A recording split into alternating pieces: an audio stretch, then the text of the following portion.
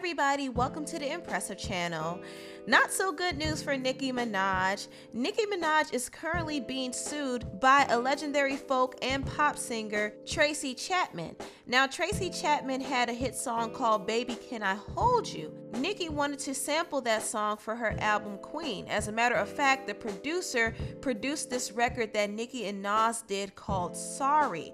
And in the song Sorry, it has a sample of Tracy Chapman's Baby Can I Hold You. Not only that, Nicki was actually singing the words of her song. But Tracy wasn't pleased with this at all. Nicki attempted to get the song cleared for her album, and she said this on Twitter. So there's a record on Queen that features one of the greatest rappers of all time. Had no clue it sampled the legend Tracy Chapman. Do I keep my date and lose the record, or do I lose the record and keep my date? Do we push Queen back 1 week? I'm so torn, y'all help. Now, I find it kind of weird that Nicki said she did not know it sampled Tracy Chapman when she was singing the melody in her version, so she had to have known the song. But Nicki is now being sued by Tracy because the song did end up getting leaked. Even though she did not put it on her album, it was leaked by Funkmaster Flex and some other radio DJs. According to TMZ, Tracy is suing for an order prohibiting Nicki and her team from releasing the song again. She also wants damages in the form of loot.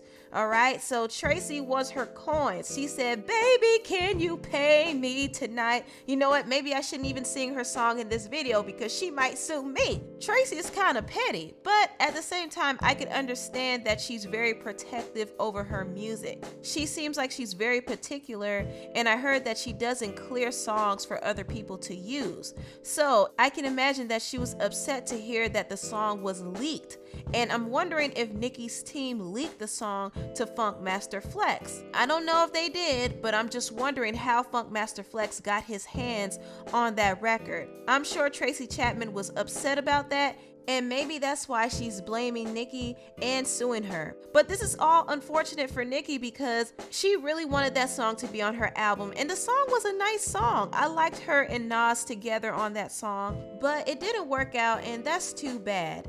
Now, there are some people, some of Nicki's barbs, saying that the reason why Tracy did not clear the song for Nicki is because she's on Atlantic Records.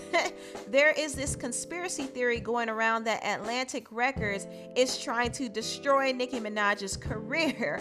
Now, let me just say this. All record labels cannot be trusted. They do shady stuff all the time. And Atlantic Records was shady because they were actively trying to find a female rapper to take down Nicki Minaj, because you have to understand these record labels are in competition with each other. And the label executives get jealous and threatened when they see one artist from another label striving and succeeding. For example, back in the day, labels wanted another Whitney Houston. So you had people like Mariah Carey, Celine Dion, Toni Braxton, Deborah Cox, Tamia, and all these other singers sort of patterning themselves after Whitney Houston because record labels wanted another Whitney Houston because Whitney was out here killing the game.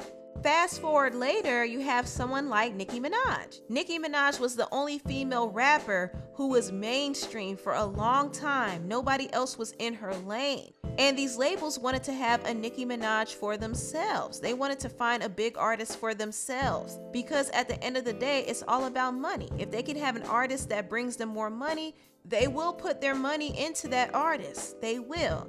Now, it's interesting because Atlantic was accused of doing shady stuff because years ago they made this offer to a British rapper named Lady LaSure, and they sold her a dream. They said they would sign her, give her all this money and this fame if only she dissed Nicki Minaj. Then I got an American number that called me. I was like, hello? And they was like, hey, is this Lady LaSure? And I was like, hi, yeah, it's me. And then he was like, hey, we just saw your video on World Star and we would love to fly you out. We work with Atlantic Records. I was like, oh my, I thought it was a joke. And the thing that he said to me was, we will sign you, yeah. We got this much money to sign you with, but we want you to do a diss track for Nicki Minaj. I was like, no, I'm not going to do that. That's suicide because she's got so many fans that can just kill me off at any given moment. So I was like, no, because one, I respect her, respect what she's doing as a female artist and an artist in general. And two, I wouldn't want to do that. I'm not a battle rapper.